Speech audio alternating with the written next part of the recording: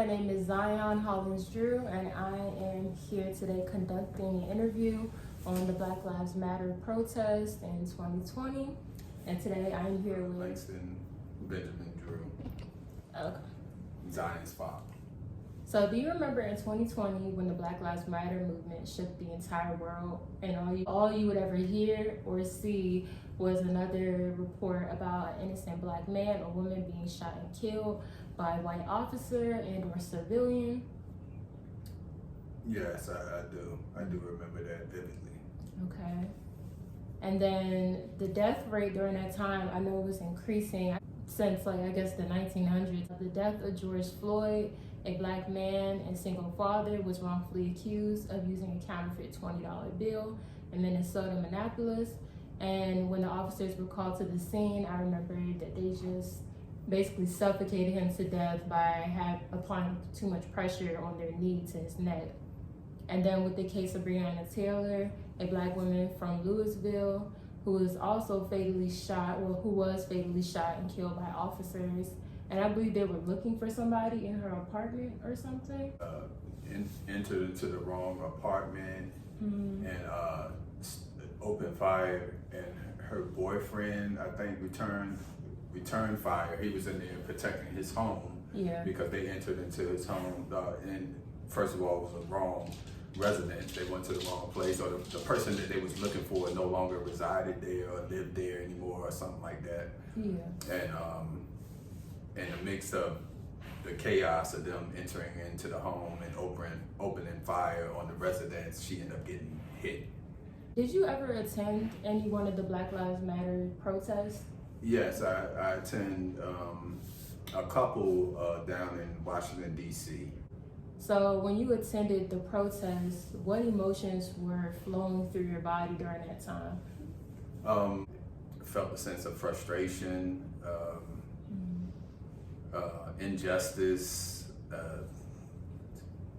and I just wanted to be in a place of being there to show that I was, my feelings were pretty much the same, like how everybody else was feeling that was down there, and the things that they were shouting and chanting and all that stuff, justice for African Americans. Okay, so while you were down, you went with Nia the first time, I think, right? Yeah, I went with my youngest daughter, Nia Hollins-Drew. Me and her both went down there to show support and to be honest. Definitely pushing to go down there more so than I was at the time.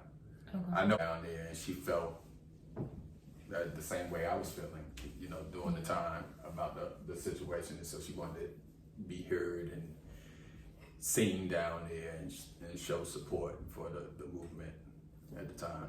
Okay.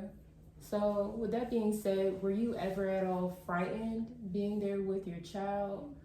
It was a couple of times where I had to kind of place myself in between my daughter and, but it was people down there that weren't there to show support. It was people down there that was trying to incite violence. It was people down there that was kind of behind the scenes, that was just doing things that weren't, in lines with the whole support motive of people going down there in the protest. So it was a couple of times where people, came up to us to ask us questions that was pretty much irrelevant to the reason why we was down there, or that was a little too aggressive for my taste. So I had to kind of position myself, and I was definitely worried, I was concerned for my daughter, but at the same time, I didn't want her to not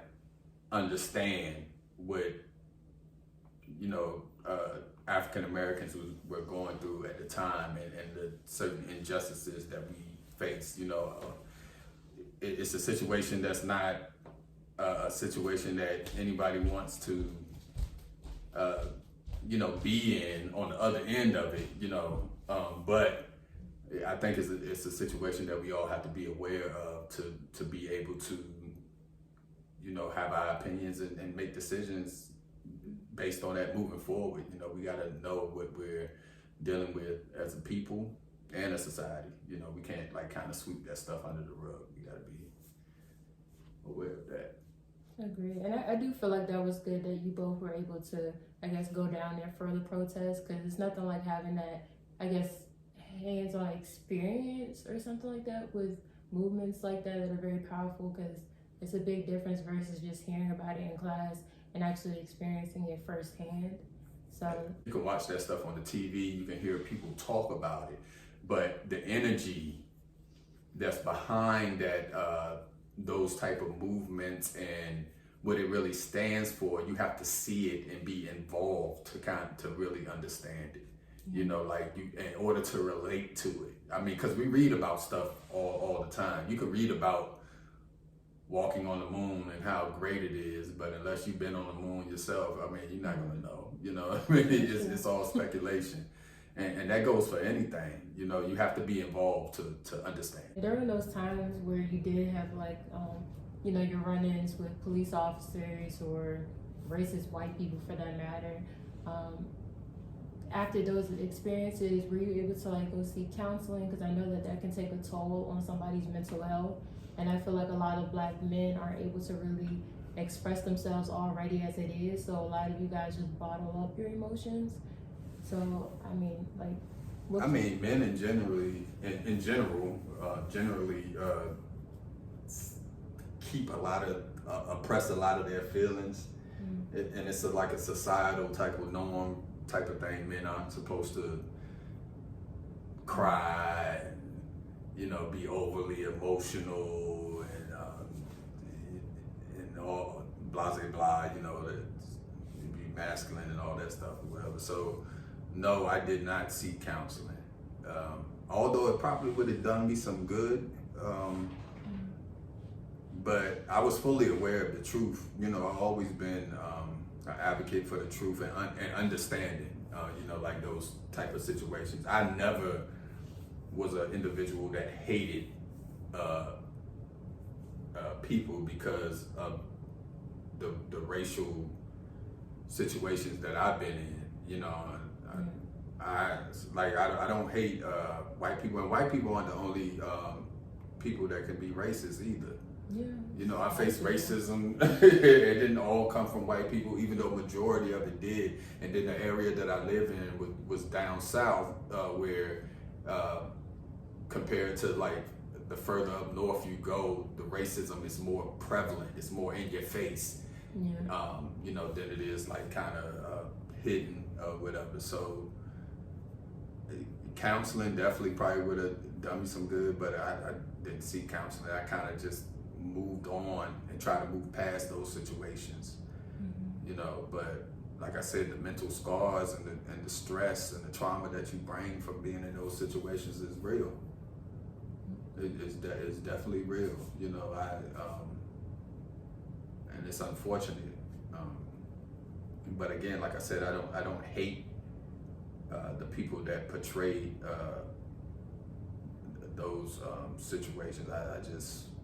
I understand it, you know, and I definitely dislike it about those people and that particular way of thinking, but I don't project hate because I had to go through that. My last question is, in what ways are you getting involved with the movement today or in your community?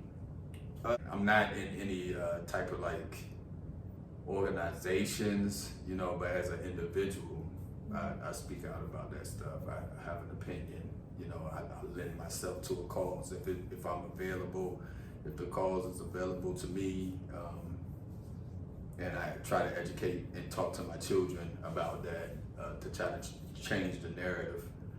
You know, as they get older, they can understand the situations that they go through, or can see those situations as they're forming, and they're able to move forward and move past that without it being so damaging. You know, when you understand the situation, you can better gauge it and you can better make decisions based on that understanding. Thank you for your time, and that concludes our interview.